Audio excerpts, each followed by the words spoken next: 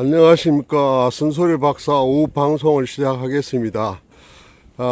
저는 인근 호수공원에 나와서 산책하면서 오후 방송을 지금 시작했습니다. 그 아침 방송에서 새로운 강사법에 대해서 이러저러한 문제점을 지적을 했는데요. 저는 내친짐에 차라리 강사들 잡으려 하지 말고 오히려 강사 잡는다고 이야기하면은 어폐가 있죠. 그렇게 생각하는 사람이 있을 거예요. 무슨 소리냐. 강사들 처우 개선을 위해서 법이 만들어진 거인데 이렇게 저한테 항변할 것 같지만은 사실상 강사들을 잡는다고 표현한 것은 신규로 강의를 할 만한 능력과 자질이 있는 사람들이 어려워지기 때문에 제가 그런 표현을 쓴 것입니다. 그런데 강사들을 갖다가 신규 시장 진입을 어렵게 만드는 그런 일을 하지 말고 오히려 교수 채용 시장을 좀 규제를 하는 그런 법을 만들어야 되지 않을까 그렇게 생각합니다.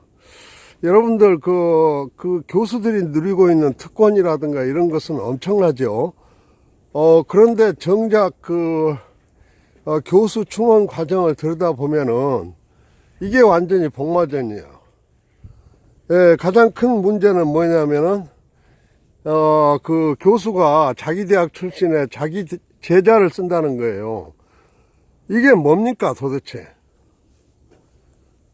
공정한 노동시장, 공정한 채용시장이 전혀 작동이 안 됩니다. 미국을 한번 보세요. 미국의 하버드 대학 교수가 하버드 대학 나와서 하버드 대학 교수가 되었습니까? 그렇지 않죠. 오히려 하버드 대학 나오면은 교수로 채용이 안 돼요. 나중에 타 대학에 가서 업적을 쌓고 그렇게 해서 늦은막에 이렇게 하버드 대학 교수가 된다 이 말입니다. 근데 우리나라는 서울대 교수 되려면은 가뭄에 콩나듯이 타 대학이 교수가 되기는 하지만은 거의 불가능해요. 그러니까 이제 학문의 동종 교배가 이루어져 가지고 학문이 우리나라 수준이 개판이죠. 이게 왜 그렇습니까? 교수들이 문제예요, 교수들이. 독일을 보면은요, 교수 채용을 하는 시스템을 보면은, 흔히 말하는 베르풍을 받는다 그래요. 초빙을 받는다, 한국말로 번역을 하면은. 베르풍이라는 제도가 뭔지 아세요? 자기 대학이 아니라 타 대학에서 업적을 많이 쌓으면은 초빙을 받아요. 그러면 한 번 초빙 받은 게 따라서 1등급, 2등급 막 계속 급수가 올라가요. 그래서 유명한 교수가 되고 세계적인 학자가 되는 거예요. 근데 우리나라는 전임 강사부터 한 번 대학에 들어가면 특별한 일이 없으면은 승진을 하고 떵떵거리고 살고, 민정수석처럼 막 정치나 하고 다니고, 그렇게 폴리프로페서가 지금 난무하고, 학생들 가르친 데는 도의지 하시고, 그야말로 자기의 정치적 입지나, 누리는 그런 문제가 나온다는 거죠. 그래서, 정말 교수는 학문의 전당에서는 자기 학문 발전을 위해서 혼신의 노력을 해야 교수지, 자신의 일신양명을 위해서, 자리 보존을 위해서 이렇게 하는 것은, 학문의 정도로 가는 것이 아니다. 네, 그래서 직업으로서 학문이라는 유명한 명저 막스 베버는 학문의 자세를 그렇게 기술하고 있죠.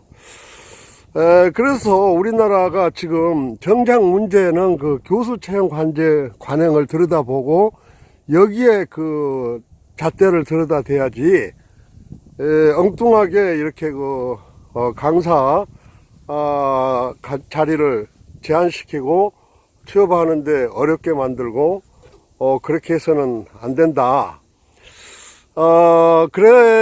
그런 문제를 우리가 심각하게 고민을 해봐야 됩니다. 정말 우리나라에서 교수는 한번 보세요. 정말 이 비속한 표현으로 이런 말씀 드리기는 어렵지만은 그 교수 밑에서 그냥 오만 험한 일을 다 하고 심부름을 다 하고 그렇게 해서 잘 보여서 그 교수가 정년퇴직하면은 그런 충직한 제자를 그 자리에 심고 그래서 계속 학문의 발전을 저해하고 정말 그 학문의 동종 교배는 심각한 상황이 있습니다. 이제 그런 입직 과정에서 문제점에 비해서는 그 누리는 특권은 어마어마한 거죠. 정치 교수가 나오지 않나? 뻔하죠. 그 사람은 그 학문을 위해서 들어간 것이 아니고, 그 교수 되기 위해서, 눈칫밥 먹고 그러다 보니까 정치적인 그런 능력은 탁월해지는 거예요. 그래서 밖에 좋은 자리 없나 하고 기웃기웃 하다가, 그렇게 되는 거죠. 그래서, 우리나라에 오히려 스카이 대학의 교수들이 가장 큰 문제입니다. 지방대학의 교수들은 그래도, 워낙 학교 전통이 없기 때문에 유학생도 없고 그래서 정말 업적을 쌓고 그렇게 해가지고 교수가 되는, 그런 지방대학 교수에 반해서, 서울의 세층 인류대학의 경우에는 대부분이 그런,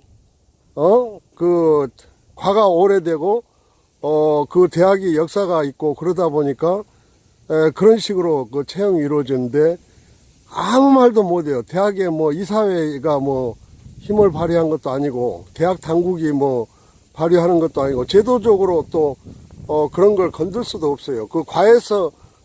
과교수는 과에서 알아서 한다 해가지고, 자기들끼리 주고받고 속닥속닥 해가지고, 교수가 되는 이런 문제를 언제까지 방치할 것인가.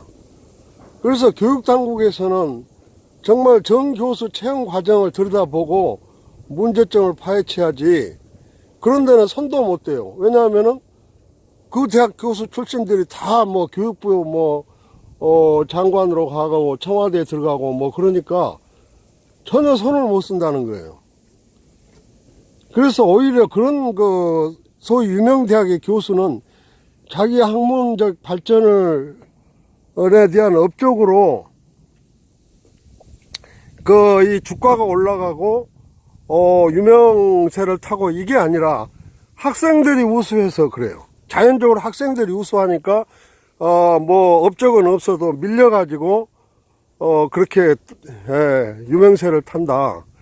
이런 정말 이런 조직 사회는 대한민국에 없습니다. 그래서 교수의 특권을 깨는 이런 채용 관행의 문제점을 깨는 이런 노력이 오히려 지금 시급하지 않느냐, 저는 그렇게 보고 있습니다. 한번 제 이야기가 좀 다소간에 거친 부분도 있지만은 아마 제 이야기에 공감하는 분들은 많을 걸로 생각이 됩니다. 제가 이런 강도 높은 비판하는 것은 제가 대학 사회도 있어 봤고 유학 생활도 해봤고 그래서 영미 그 다음에 유럽 이런 걸 다 섭렵해서 내가 내린 결론입니다. 그래서 학교가 살아야, 대학이 학문 발전이 있어야지 나라 발전도 있고 우리 후손들의 교육도 제대로